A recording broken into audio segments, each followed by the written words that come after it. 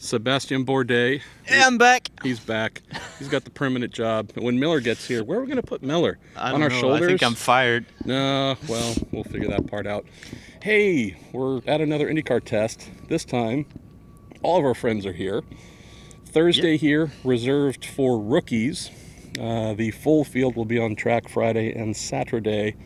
Tell me about the structure of today, because although today was reserved for rookies, okay. So you were in the car. Here's the way this works. So you put the old farts in the car, like me, just the expendables. Exactly. So basically, it's one of those where we play the guinea pigs. The teams come out. They say, we're not quite sure how this is gonna feel, so we don't feel like putting the rookie in the car. Could you go out? Sure.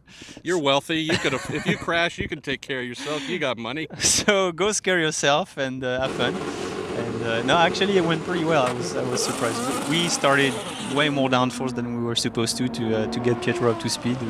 We had no problems anyways. But yeah, just did like 10 laps and you know, felt it out. The car was fine, and they went on with their program. But I think everybody felt, you know, it was a good idea anyways. That's the rule. Yeah. We can shake the cars down at any kind of rookie tests, but it's even more important when it's the first time you go out there with a new bodywork and everything. Yeah, you're never really sure what the setup is going to feel like, so everybody feels better that way, and it went okay. I think thankfully nobody had any issues. There was flawless day for everybody, so mission accomplished, I think. So in those 10 laps, which we can assume weren't at maximum attack, did you at least get a feel for this 2018 somewhat lower downforce bodywork here? Anything feel particularly different? Again, I know we're only talking 10 laps. No, it's over. I mean, it's always tough. I mean, the steering column's like, super short and it's a bit of a different position. You don't want to change everything, so it takes another hour and loses in time. So I didn't go crazy out there, but I still did a 20.3, I think, or something like that, which, the car felt fine. I mean, the thing is, we ran probably 5,000 pounds downforce instead of the 43 that we're going to have to run, which, by the way, is exactly or close to what we ran last year in qualifying. Okay. So just to give you an idea where we're supposed to be racing is qualifying levels, which I don't know. I'm not sure I'm super comfortable with that, but we'll find out what the car feels like in traffic. But it felt fine at that starting point, and it actually felt awful close to what it felt last year. So there's still a long way to go and everything, but at least the thing didn't feel diabolical or anything. It was pleasing, to be honest. So looking at the rookie laps, we had Matthias Leist from AJ Foyt, quick like a bunny among the rookies. We had your teammate, 20 point flat, yeah. 20 flat, yeah. I mean, so pretty impressive. We knew the kid's good. We also had your teammate, Pietro Fittipaldi, was right behind him. Robert Wickens was third. One of the things about Pietro Fittipaldi, again, it sounds very Brazilian, as if he'd have no oval experience. No, the kid's born in Miami, but also he has NASCAR experience. So he lives in NASCAR land, believe it or not. So not a surprise that he was able to pick up quickly there.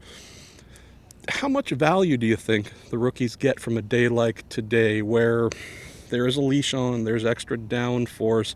Is this what you consider kind of the first step of that learning process, where you're not really worried about performance or lap speeds, just get comfortable?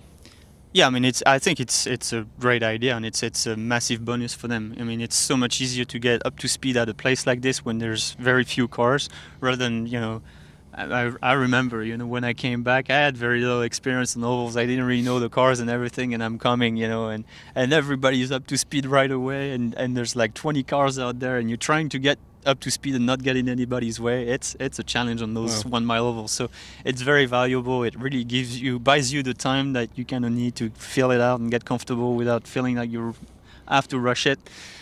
So no, it is a massive bonus, and I think everybody really appreciates that. Back to the downforce level, everybody worked his way down to at least the maximum of what is allowed. Okay. So even Pietro at the end was legal. So I still did a 20.1, I think, which I thought I was pretty impressed. I think he's definitely got talent, and I think it might be a pretty big surprise this year. I like that Dale Coyne lineup you got going on. So we had two other main themes today. One, incredibly popular, we'll save that for last, that being the deflector test. The other one, it's been a common theme, hasn't been heavily reported, along with the new bodywork we have for 2018. There are new electronics. I touched base on that very little. I tried to be, Yes. you know, but yeah, it's a struggle. There's been a lot of teams from your own, even Chip Ganassi now, trying to get out to do those windscreen tests, having ongoing telemetry issues, a lot of things not talking to one another. Again, the rosy side you would say is, hey, it's preseason. This is when you iron those things out. The flip side is you want to be here testing and not on pit lane parked trying to figure out why zeros and ones aren't communicating. Yeah, no, I think the biggest worry, and that's where, you know, everybody's getting a little bit more frustrated and nervous about it, is that, you know, race 1 is in a month from now, and you know, there's 1 or 2 more tests from here for most everybody, and so, you know, I think everybody can see himself like getting to qualifying and unfortunately not being able to make an attempt or something if the thing doesn't talk, because you can go if telemetry doesn't turn on. Sure. So it's a big concern for everybody. I think, you know, Cosworth's aware of it and they're working really hard, but it seems like a big ask and a big task. So everybody's getting pretty nervous, but you know, it's racing. If we had 2 years to get ready, it'd be ready at 1 year and 12 months. So if you got 1 month, you know, it'll be done in 3 weeks and whatever days, but not before. So sounds like the way I did my homework. It's due tomorrow. You were meant for racing. I'll start tonight. Well, I mean, as someone who used to do this stuff on IndyCars, the electronics, I'm not unfamiliar with it. I was even in a deposition in a lawsuit between the team I worked for and the data vendor, because that data vendor was just trash. But then the team knew that they were trash and signed them on because they offered a cheaper product, and then sued them because the cheaper product wasn't as good. Anyway, so I understand these pains. Yeah, I tried to duck out. I didn't want to be deposed. But anyways, let's move to the last item, the deflector test, the windscreen, the whatever it is. It still needs a good name. Fred, Harold, Canopy, something. Dixon said there were no major issues in the first run at all. Vision was fine. Said the more laps that he did, you know, he became less and less aware of it. Definitely warmer in the car, not a surprise. So looks like there might be some sort of an aqueduct added to add some cooling. Yeah, I mean, driver cooling. It's just been installed. It's the first time it gets run, so no big surprise there. But, lack of noise as well. Again, not a surprise, but it was just definitely one of his major notes. That was in the first run. The second run, which is at dusk, a couple notes on possible optic. I don't want to say issues, but found a spot or two where perfect focusing might have been a challenge. So again, this is not test it to prove it's perfect. We have no idea what we're going to get. We think it's going to be good, but today's really about find out what's going on, what needs to be improved, and then develop a Gen 2 version. So at least according to, you know, being down there the whole time, listening to what most people had to say, thumbs up so far. Yeah, I mean, it's clearly, I mean, he didn't park the car after 1 lap like Vettel. So, I mean, it's a big step forward, I guess. You know, and yes, it's the very first you know, iteration, so I guess it's worth pursuing, and you know, I think everybody's up for the safety aspect of things, as long as it doesn't, you know, open a bigger can of worms. So we'll, you know, as a group, keep digging in it and see if we can implement it, and if we can, then, you know, awesome.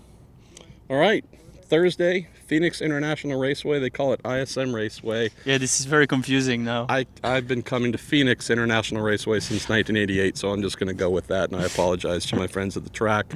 We will be back tomorrow, and like folks might have gotten used to at Daytona, we're probably going to cheat a little bit because there's an afternoon session, then there's a night session, and if we waited to do this until after the night session, it wouldn't get done until way too late. So we'll probably do this after the first session. He just likes his sleep way too much. This is bullshit.